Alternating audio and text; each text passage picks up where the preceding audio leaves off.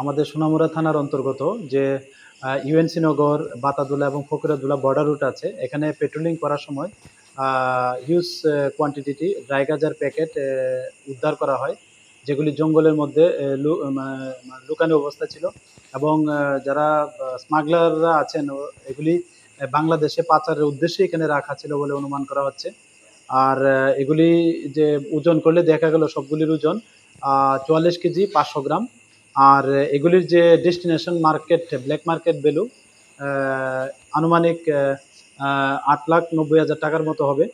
তো এটা যে অপারেশন, এটাতে লিড করেছে আমাদের যে ইউএনসি নগর এবং বাতাদুলা বিউপির বিএসএফ আছেন, ওনারা লিড করেছেন 81 ব্যাটালিয়ন বিএসএফ।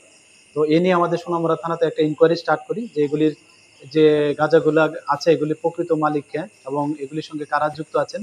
তো এগুলির সঙ্গে যারাই আমরা যুক্ত থাকার প্রমাণ পাওয়া যাবে, আমরা অবশ্যই তাদের এগেনস্টে লফুল অ্যাকশন নেব। Thank you.